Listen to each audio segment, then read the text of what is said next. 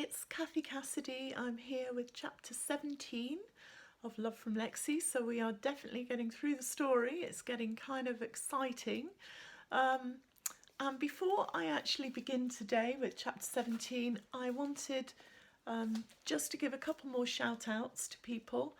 To Sophia, who asked for a shout out, to my lovely friends Doreen, Martin and Jan, who are in lockdown on their own, because I know that's really hard. To awesome friends Rosanna, Martin and James, who are in lockdown in Italy.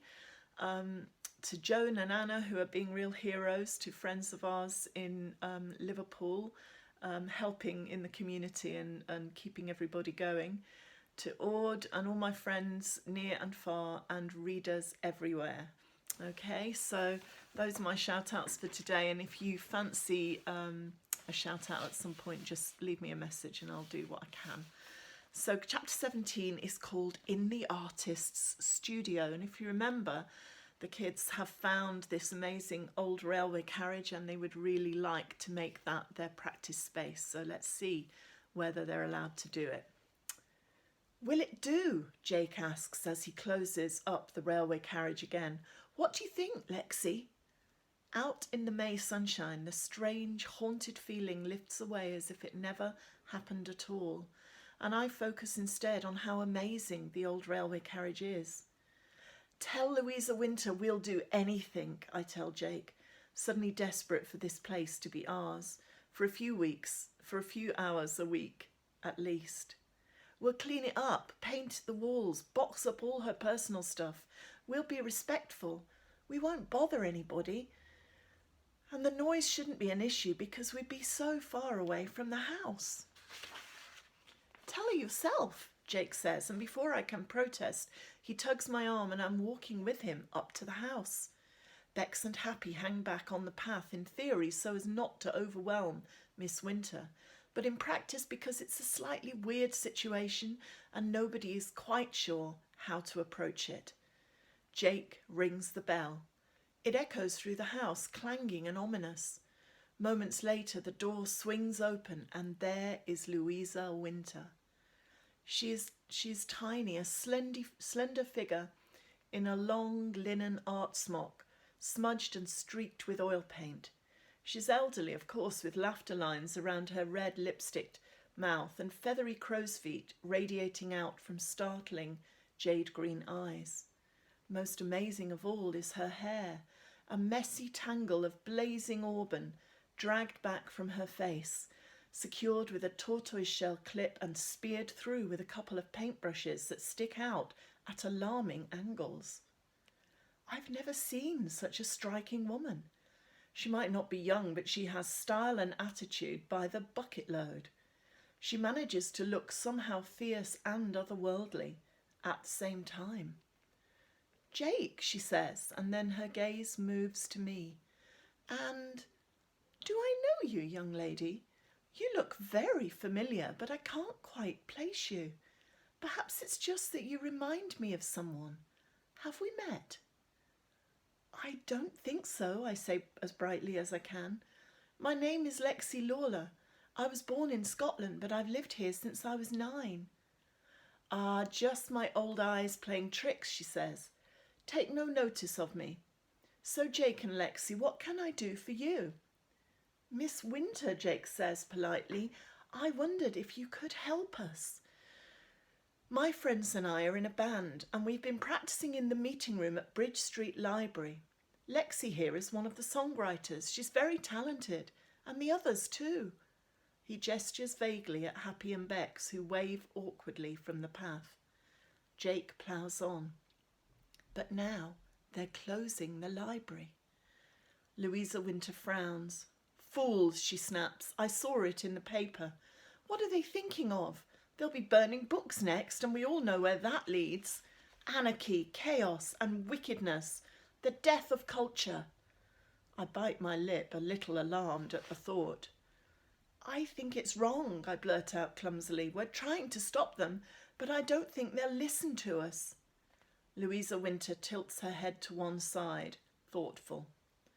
Look, you'd better come in, she says. I was just about to put the kettle on. Come along, all of you. Don't skulk there on the path. Bex and Happy run up the steps and all four of us enter the hallway, closing the heavy door behind us.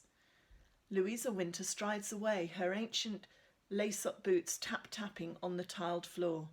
We follow her into a big cluttered studio, flooded with light and filled with easels, canvases, tables strewn with brushes and tubes of paint. An outsized Swiss cheese plant jostles for space with a giant tribal shield and a huge age-speckled mirror and vintage shop mannequin draped in red velvet. Two paint-stained antique sofas are boxed in by stacks of paintings in various stages of completion. Wow, I whisper, breathing in the smell of turps and oil paint and linseed oil along with the aura of mystery. Just wow. It's a privilege to see your studio, Miss Winter, Happy says, always the most polite. I've seen one of your paintings before in the art gallery in town. It was amazing.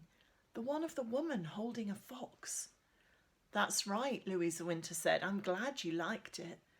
And you are? Happy, she says. This is Bex. Well, let's get the kettle on and find some mugs, shall we? Louisa Winter says. Jake, you'll find tea and milk and sugar on the counter over there. Biscuits too, I think. If you could bring them all over and rinse a few mugs so there's enough for everyone. Sit down, girls. Make yourselves at home. We squash awkwardly on the sofas, balancing mugs of dark brown tea and clutching iced biscuits, our eyes scanning the studio, taking everything in. I've never seen the painting in the art gallery, the one Lexie mentioned, but I can see half a dozen paintings now, and they're incredible. Louisa Winter seems to specialise in big canvases depicting stylised people and animals. The paintings look mystical and timeless, the women doe-eyed and trance-like. Ivy twines around the arms of the woman in the painting closest to me, snaking its way up through her hair. Louisa Winter perches at the end of one sofa, sipping her tea from a vintage china cup. So, she says, was it just the library you wanted to talk about, or is there something else? It's kind of linked, Jake says. Bridge Street Library is shutting early from now on, so our band has nowhere to practice. We're looking for somewhere big enough, somewhere we won't get in anyone's way. Sheddy mentioned you'd asked him to do up the old railway carriage so Mum and Willow could use one of the rooms as a holistic treatment centre. And you thought you'd use it for band practice too? Louisa Winter asks. I see. Are you saying you could share that space? Plan out times to use it? Jake shrugs. Mum and Willow only want to use the bedroom bit anyway, for aromatherapy, massage and reflexology and stuff. There's a door at that end too, and a little hallway that could act as a waiting room. The two parts of the railway carriage can be totally separate if we keep the connecting door closed. It's no problem as long as we don't practice when they've got clients. We could definitely make it work. Well, if there's only 4 of you, the old lady muses. There's 12, actually, I say bravely. It was kind of hard to exclude anyone. And we have an amazing sound. Trumpet and violins, cello, keyboard, flute, and the usual drums and guitar, obviously. Obviously, Louisa Winter says. 12 people, my goodness. It sounds very interesting. What do you play, Jake? The triangle, he says, deadpan. Well, no, I don't play anything. I'm more of the tech guy, really. Or the publicist, or the roadie, maybe. We'll be no trouble, Miss Winter. You'd hardly know we were there. Ha! I've heard that one before, she says. A few people have stayed there on and off over the years. Ked Wilder was here a lot, of course. David hid here for a week to do some songwriting and scandalised the locals by wandering about the park in a maxi dress. Her eyes shine, lost in memories of long ago, and then she blinks and shakes her head. Lots of people popped in and out, but not for a while now, she muses. I did a favour for a friend's daughter 10 or 15 years ago, and let's just say it didn't work out. I suppose you can use it. You seem like nice enough kids. You'll have to look after it, though, or the deal is off. It needs clearing out and painting. I've talked to Sheddy about that. But why not? It'll be good to have some young people about the place again, and some music. Would there be a charge? Bex asks. A rent? Of course not. Why would I want to take your money? Always supposing you have any. We don't, Happy says. That's the problem. Not to me, the old lady says. Just use the place. Don't wreck it. Is that a yes? I check. Really? Louisa Winter laughs. It's a yes, she says. Okay, so that's the end of chapter 17. Call in tomorrow and we'll listen to chapter 18 together. Thanks so much, all of you, for sticking with this and for listening. I don't know whether some of you are binge watching and some of you are watching, chapter by chapter every evening or whatever. I hope it's helping a little bit of escapism for you. We're in kind of towards the end of week 3 now in lockdown, and it's not easy, I know that, but we will get through this together. See you tomorrow. Bye-bye.